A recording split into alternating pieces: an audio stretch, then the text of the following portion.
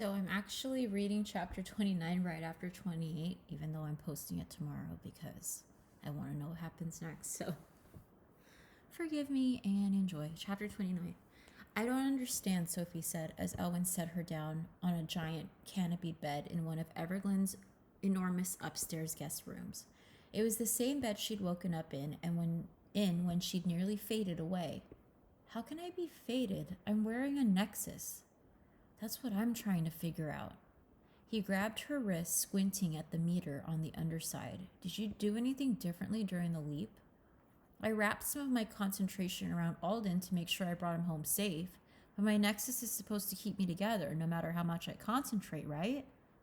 That's what it's designed for. She looked away as Elwyn flashed orange around her wrist, not wanting to trigger another headache. The nexus is working, Elwyn said after a second. Then there has to be some mistake. Oh, there's no mistake. See for yourself. He handed her a silver mirror from the dressing table. Sophie's eyes widened. All her color had been washed away, leaving her lips and cheeks the same pale white as her skin.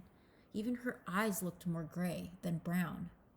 Don't worry, it looks worse than it is. When it's serious, your skin starts to turn translucent.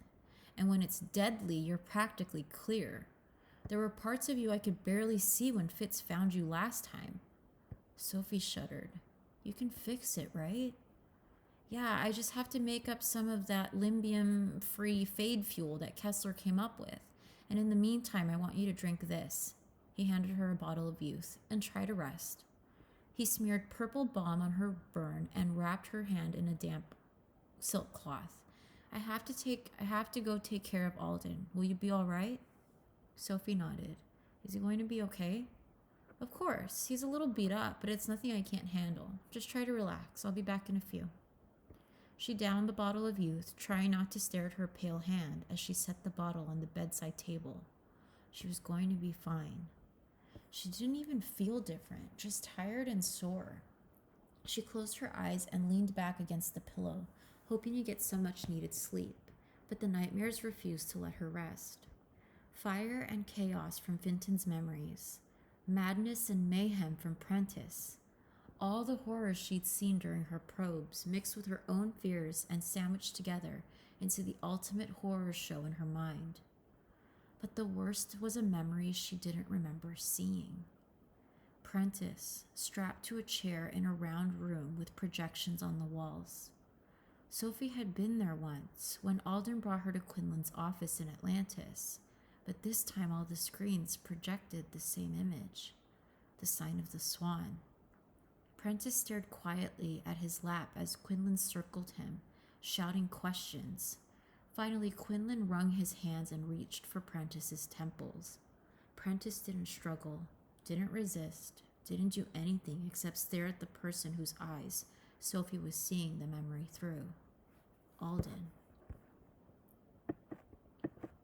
Sophie could feel Alden's anger and sadness as Prentice thrashed and screamed, and she jolted awake, hoping to bury the devastating memory so deeply in her mind that it would never resurface.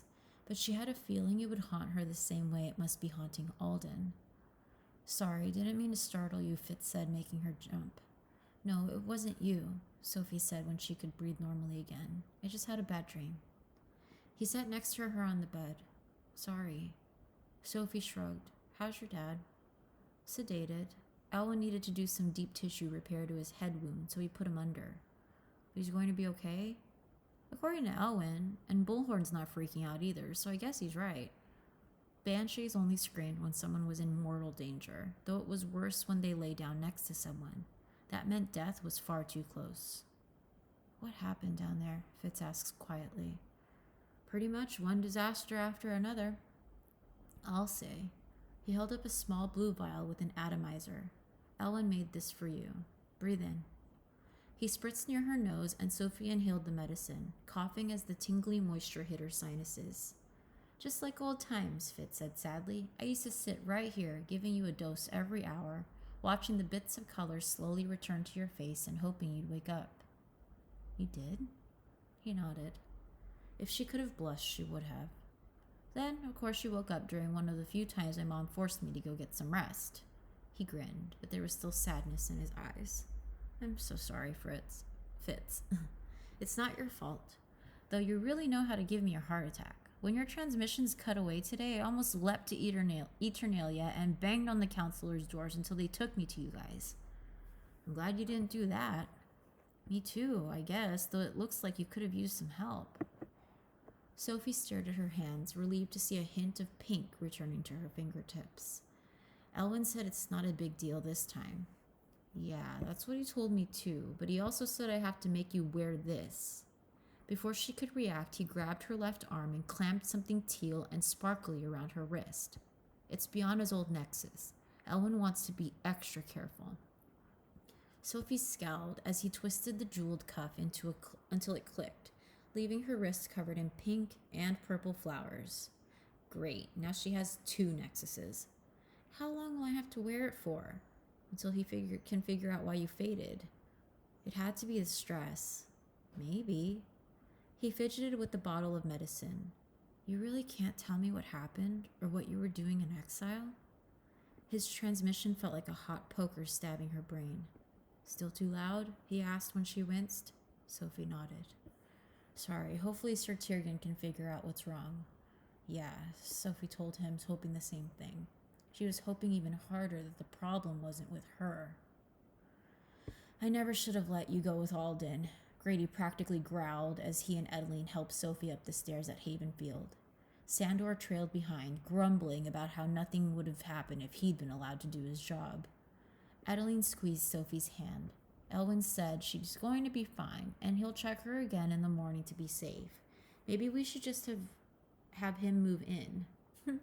Sophie felt her jaw drop slightly as Edeline smiled at her joke. Since when was Edeline the calm one? The good news had been that Elwyn didn't find anything wrong with her, and he tested her every imaginable way. The bad news was he had no idea why she'd faded, or why she kept getting headaches, or any of the other weird things that she'd finally told him about. All he could do was insist on weekly checkups until he figured it out or the problems went away. Besides, I don't think we really had a choice. Edeline added quietly. Alden was on assignment from the council. Yes, and I suspect there were other forces involved too. Grady gave Sophie a look, and she became very interested in her feat. She didn't have the energy for another debate about the Black Swan, especially since there was a chance now that Jolie had been involved with them. Could her death have had something to do with the Black Swan after all? Even if it wasn't murder? Sophie would have to find out, though she had no idea where to start. They left her alone to shower and change, and Sophie hoped the subject was dropped. But when Grady and Edeline came back to tuck her in, Grady kissed her goodnight and whispered, Please be careful, Sophie. I just don't think you realize who you're dealing with. I'm not going to say anything else. Just rest. He left without another word. Edeline handed her Ella and brushed a few strands of hair off her forehead. You really do need to sleep, Sophie. Are you sure I can't make you some slumberberry tea? The last thing Sophie wanted was to close her eyes and relive any more memories. But fading again had renewed her resolve. No sedatives. Edeline frowned, but didn't argue as she kissed Sophie's cheek. Iggy settled on Sophie's pillow, and Edeline turned off the lights and left them alone. But when the sound of Edeline's footsteps had disappeared, Sophie crept out of bed and recorded all of the crazy things she'd seen in Finton's and Prentice's minds into her memory log. The images were even more terrifying on paper, and she shoved the book out of sight, grabbing her spy ball before burying herself under her covers. Show me Mr. Forkel, she whispered, not surprised when it flashed, unknown. She wasn't really in the mood to see him anyway. She needed something that didn't involve broken minds, or the Black Swan, or exiled prisoners, or fire and doom. Show me Connor, Kate, and Natalie Freeman, she whispered. The silver orb flashed, revealing her dad, mom, and sister snuggled together on the couch eating popcorn and store-bought cookies. Movie night was a Foster family tradition, and Sophie soaked up the normal scene, hoping it would fill her dreams. Then something caught her eye.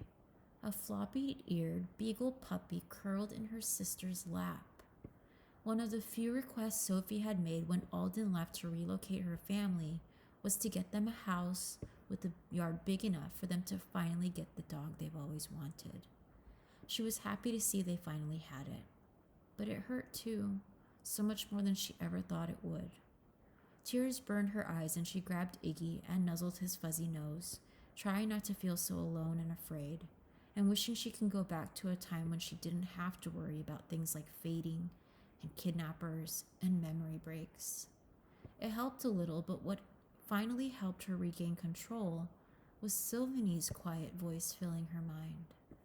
Calm, friend. Sylvanie repeated the words, transmitting a strangely soft warmth, and Sophie sank into the feeling, letting it wrap around her consciousness like a blanket. For the first time in a long time, she drifted off into a dreamless sleep. And that was chapter 29. It was a good one. Hope you enjoyed. Bye, guys.